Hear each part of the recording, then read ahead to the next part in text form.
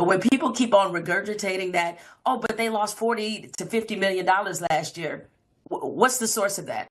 The source of that is, oh my God, it's the NBA. The NBA said it. You mean the same NBA that in 2011, when there was a lockout, they said they were losing $1 billion? You mean the same NBA in 1999 when there was another lockout? They told people the majority of NBA franchises were losing money. All I have to say is this, like, I ain't the brightest person in the world. I'm not the best business owner.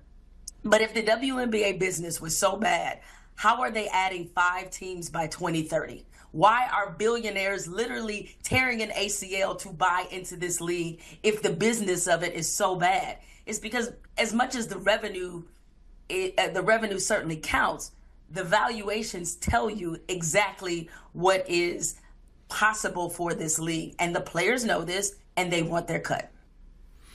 888-971-SAGE, 888-971-7243, Larry Elder, Salem News Channel.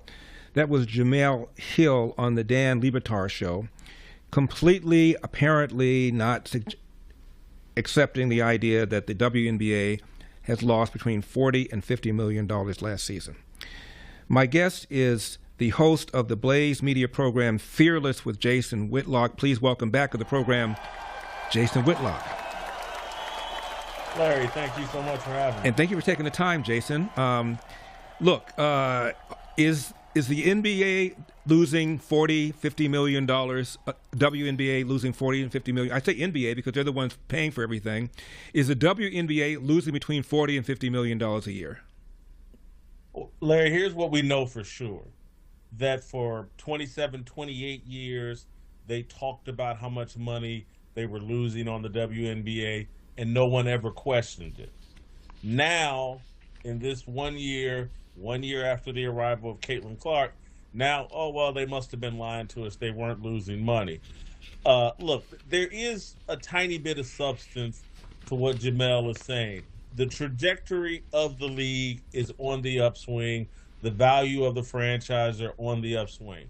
But you have people that have been in a league that has been invested in this for nearly 30 years. At some point, you want to recoup your losses. This isn't, Title IX and government money, and you just print money. It's an endless stream. There are people that are in this that want to recoup some of their money and have the league start making sense, dollars and cents wise, and what the bottom line is. And so, look, I do think the ladies of the WNBA have some leverage, but it's been a charity league for a long time. There's no gratitude from these women. They tried their little publicity stunt at the All-Star game with the T-shirts, pay us what you owe us.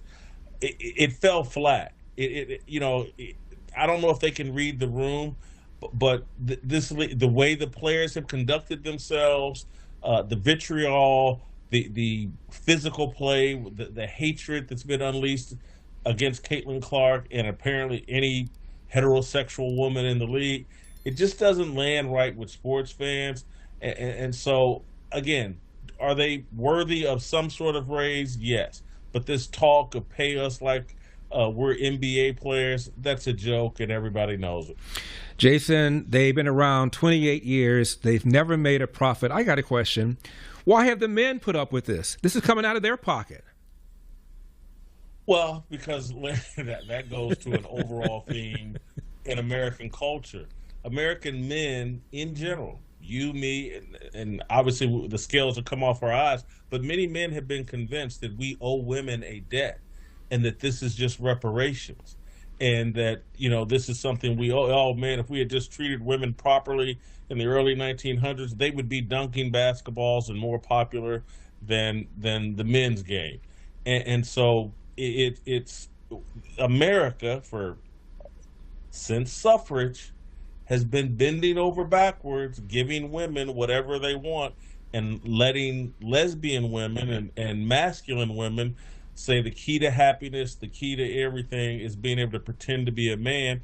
And we've been financing those dreams for a long time. Wow. If I'm a male NBA player, Jason, I'm saying to myself, you mean We could have 50 million divided by the number of players who are here every single year I've been in the league. I'm pulling the plug on this sucker. Now,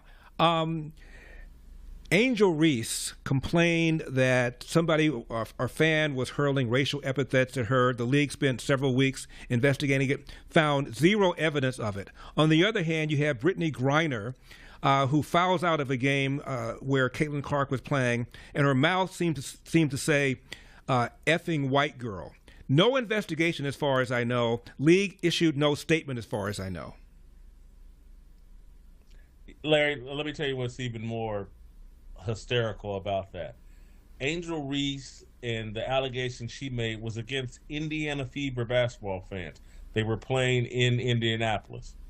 So, All-Star Weekend in Indianapolis. It's the greatest time any WNBA player has ever had in their life. Go read their social media. Greatest All-Star Weekend ever. The fans were so great. This is in the same Indianapolis where they've spent the past year and a half trying to convince everybody, oh, Caitlin Clark fans are racist. Indiana Fever fans are racist. You know, that's the headquarters of the KKK. They can't make up their minds. None of it has anything to do with actual reality. And you're right, as it relates to Brittany Griner, not only was there no investigation as it relates to Brittany Griner, but they shielded her from the media that wanted to ask questions. They wouldn't give Outkick a press credential at several different locations where they wanted to ask Brittany Griner, and eventually they had a PR flack tape of response from Brittany Griner about that, denying it. But yeah, the hypocrisy just runs so deep, and the stupidity just runs so deep in this league. The delusion just runs deep in the WNBA. 90 seconds left, Jason. Give me your take on Caitlin Clark. I know she's injured right now, but has she been a victim of racism by some of these ladies who just don't like the fact that she's getting a lot of endorsements that they're not getting? Larry, I'm going to try to land this plane in 60, 70 seconds. That's a big question you've asked. Yes, she has been mentally abused, physically abused on the court. One thing I'll say about the physicality, the WNBA is a very physical league. That's across the board. Everybody watches Caitlin Clark games. Very few people watch the rest of the WNBA. But if you watch the rest of the WNBA, it's a very physical league. Is there an extra amount of physicality directed at Caitlin Clark? Yes, because they can't compete with her talent. The other aspect, to me, they've almost convinced themselves they'd rather not have success. They'd rather destroy Caitlin Clark than have her benefit and be the tide that lifts all the boats. They'd rather mentally break down Caitlin Clark, and I think they're trying to do it. I don't think all of her teammates have been on board with her, certainly not all the players around the league. She's not being embraced the way Tiger Woods eventually was in the PGA Tour when everyone figured out, like, hey, I don't care if I like Tiger Woods or not. He's certainly making my paycheck a lot He's putting bigger. money in my pocket. Jason Whitlock, Fearless with Jason Whitlock, Blaze Media. Jason, as always, thank you so much for taking the time. I appreciate it. Larry, thank you anytime. You got it. Thanks for watching these clips from The Larry Elder Show. If you enjoyed this content, be sure to subscribe to my channel and hit the bell icon so you never miss a moment.